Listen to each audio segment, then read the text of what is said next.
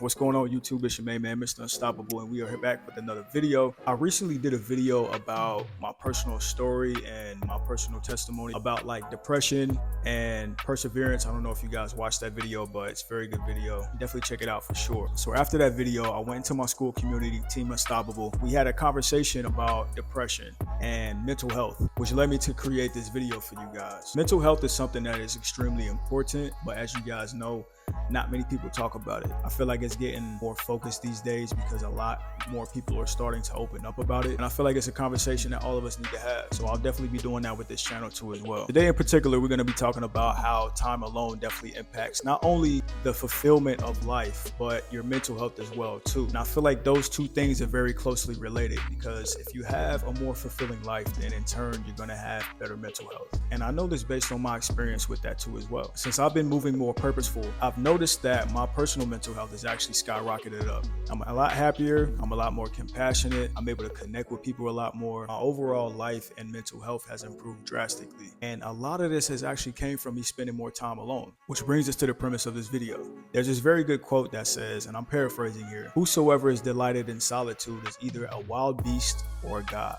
Love that. I love that quote, man. I'm really big on stoicism and philosophy, and I love the difference of him saying a wild beast or a god, which is two totally different things. So it's like, dang, if I spend a lot of time alone, am I a wild beast or am I like a god? And honestly, that depends on the activities that you do when you are alone. So say for instance, if you spend a lot of your time alone doing mental masturbation, watching a bunch of TikTok videos, playing video games, and eating junk food, then you'll probably be a lot more like the wild beast that this philosopher was referring to. But if you took a lot of that alone time and instead chose to read books, journal, meditate, and work on creative projects that can be of service to other people and spend your time doing a lot of things that will be so fulfilling, then you'd be more like a god.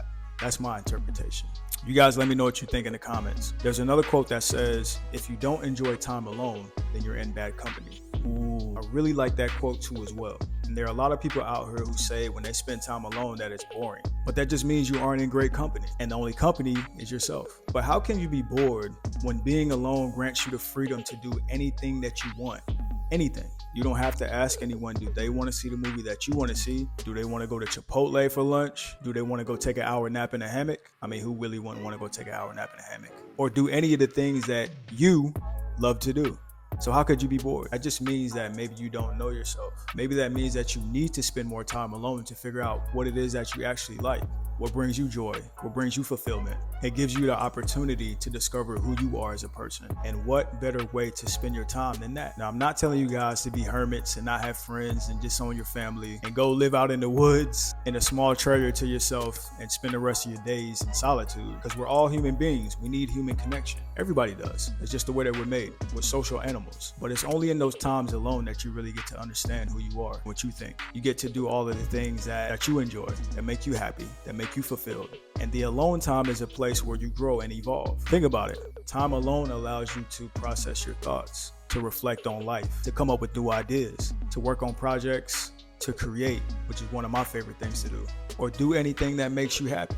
Me personally, I like to watch cartoons at the end of my days. When I had a full day of productivity, maybe hung out with some friends, maybe talked to some of my relatives, whatever it was that I did that day. There is no better time for me than the end of a productive day where I'm alone, at peace, and able to reflect and watch a couple episodes of Adventure Time or the regular show. Yes, I'm 39 years old. Yes, I still watch cartoons. Yes, I also watch anime. Fight me. Think about this too as well. Whenever you spend time with somebody else, you open yourself up to their influence. And a lot of times, let's be honest, we spend time around people who are not benefiting us, probably aren't moving in the same direction that we're moving, or around people who aren't doing things to grow or better themselves. And time alone is the only time that you actually get to do that, to self-improve. Think about it. When you go to the gym and you work out to improve your body and your mental health, you do it alone. When you're reading a book about a topic to gain a skill or to learn something that's going to benefit you, you do it alone. When you meditate or self-reflect at the end of the day or early in the morning and come up with great ideas, you do that alone. A large percentage of the growth that happens in one's life is done in their alone time. Self-improvement is always going to equal better mental health because it allows you to do more. It allows you to be more. And in turn, it allows you to give more. And what's more fulfilling than being of service to another person, to making someone's life better, and ultimately impacting their mental health in a positive way, just like you're impacting your mental health in a positive way too as well. There's no secret that self-improvement is the key to a more fulfilling life. Look at all the people who are depressed. Nothing is more depressed than living a life without meaning. And what's more meaningful than being able to help someone else? And you can only do that by creating a greater version of yourself that can be of more service to others. This is the major reason why spending time alone is directly tied to your mental health and the improvement of it, and how to improve it. Even as I'm creating this YouTube video for all of you guys watching me right now, you hear how quiet and how peaceful it is, how I'm able to create something that's going to benefit someone else. And I could only do this if I was alone. Being alone is freedom. What could be more better for your mental health than that? So start carving out a little time for yourself so you can have the best mental health possible. And again, don't take this video as a sign to ditch all your friends and go into muck mode. That's not what I'm saying. All I'm saying is carve out a little bit of time for yourself and fill it with things that are going to make your life more fulfilling, and embrace the happiness that comes with solitude. Just make sure that you're more on the side of becoming a god rather than a wild beast. If you like this video, hit the like button. That is a completely free way to help my channel get more exposure. And if you have something that you want to share, put it in the comments below, man, and I'll definitely get back to you. I will be releasing new videos every single Saturday at 10 a.m. Eastern Standard Time until I reach my goal of 500 subs. If you want more videos like this and you want to join me along that journey, hit the subscribe button.